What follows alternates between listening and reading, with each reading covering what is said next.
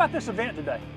Great. So this is a Jeep show that the Shock City Jeep Club and Show and Shine Jeep Show are hosting for Area 14 Special Olympics. We also have vets helping vets out here.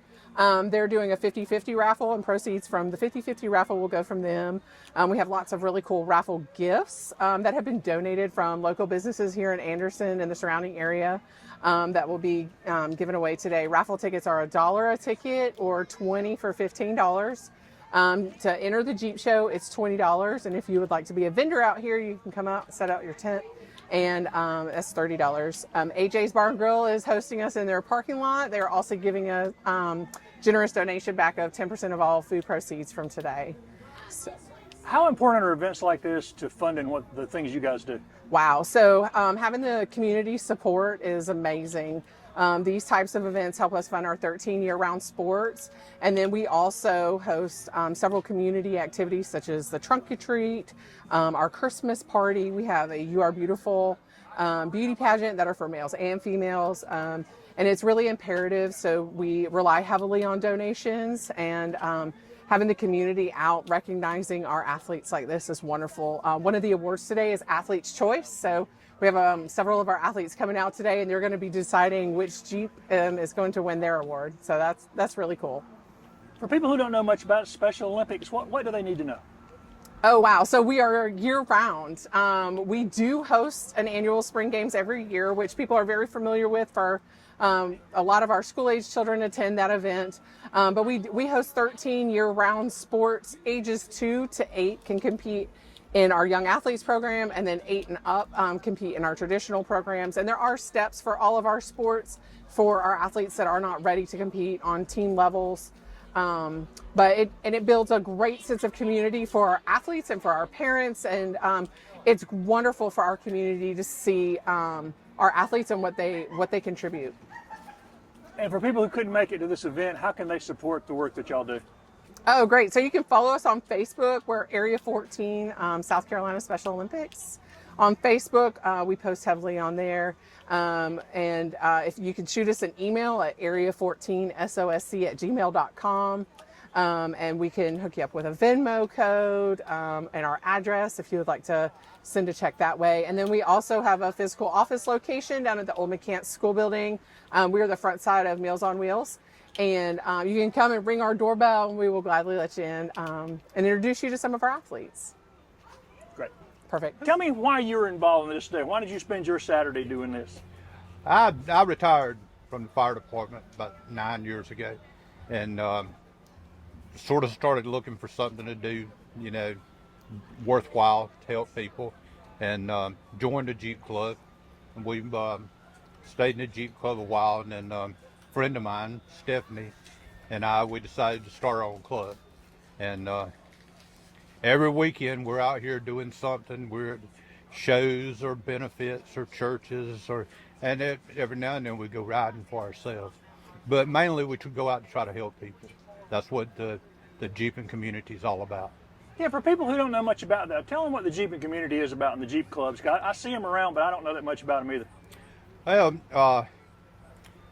we start off like with a Facebook group, and then it grows and grows, and now we're up to like 720 members.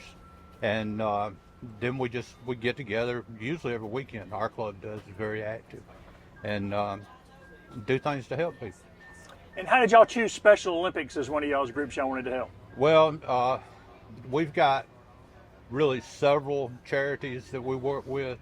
We're always working with the veterans. You can see Vets Helping Vets is here with us today. Cancer survivors, mainly because I'm a cancer survivor. I know what the people are going through. We try to help them. And the Special Olympics, anything for the kids, we're helping that. And individuals, we've got another benefit coming up next month for one of our members that's got cancer. So always trying to do stuff. We're always open. If people call us, we're there. Thanks, Dale. Thank you.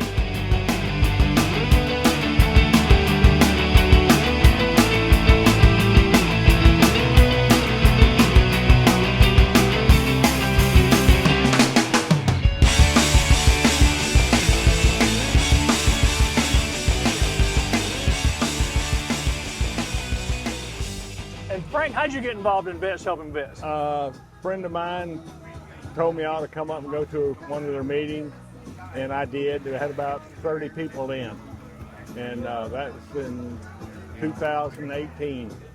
It originally started in 2014 by Jesse Taylor and 14 vets that got booted out of the VA because they didn't have room for them. So they got, Jesse started over at the Elks Club. We've been holding meetings there ever since. What kind of stuff do y'all do to help veterans? Anything they need. We got all kinds of hospital stuff. We cut grass. Just anything a veteran or a veteran wife need, we'll make it happen. And I've seen y'all around. Y'all pretty active in the community. How did y'all decide to help the Special Olympics today? We're really not involved in the Special Olympics. I'm sorry. But, Well, y'all doing the raffle for them though, right? well, yeah. Yeah. Okay. So well, just say we're doing a raffle today to help raise money for Special Olympics. Yeah, we're doing a raffle today to help Special Olympics. And if people want to find out more about Vets Helping Vets, where can they get more information? If they're a veteran or we just want to know more about it? We meet every Wednesday. Now we're meeting at Hope Church on Liberty Highway. And anybody that wants to know anything about Vets Helping Vets is welcome to come to one of our meetings that start at 10 o'clock and they're over with by 12. And they can tell us whatever, ask us whatever they want or tell us whatever they want to know. And y'all got a clubhouse coming soon too, right? We do. We're working on getting that. Hopefully it gets started this few months. But excuse me. We're just waiting on the city to give us permitting.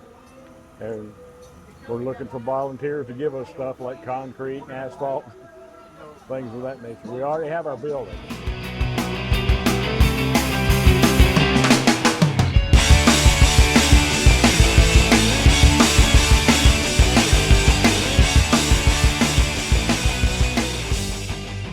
Tell me about that organization. Honor for Heroes is a nonprofit organization that recognizes, supports, and honors all of our heroes. And when we use the word heroes, we don't take that word lightly. Our heroes are obviously our military, former military, but we include first responders, and we go a step further that other organizations often don't do, and we include our everyday heroes, our citizens who stand up in time of need or who volunteer their time and put forth an effort to better their community or sacrifice their time, money, and effort to do something greater than themselves. And is that why you're here supporting Special Olympics today? Yes, Honor for Heroes is intimately connected with Area 14 Special Olympics. We do a lot of events together. One, because my wife is the co-director of Area 14, and with us founding the organization, it was just kind of a really good fit for us. And we view all of our special athletes as being heroes as well, and not only the athletes, but we view the volunteers that help with the Special Olympics as being heroes as well. One of the reasons I started the Anderson Observer 15 years ago was to kind of help promote and advocate for people doing anything good for the county. Remind people that there's always something they can do no matter how small. Absolutely. Honor for Heroes, we like to brag about, and we're only 3 years old.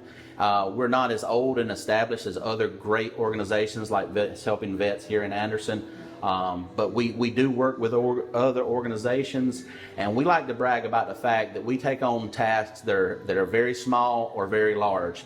And I like to point out that one of the things that we got done was just getting a pothole repaired in the entranceway to the National Guard unit here in Anderson, South Carolina.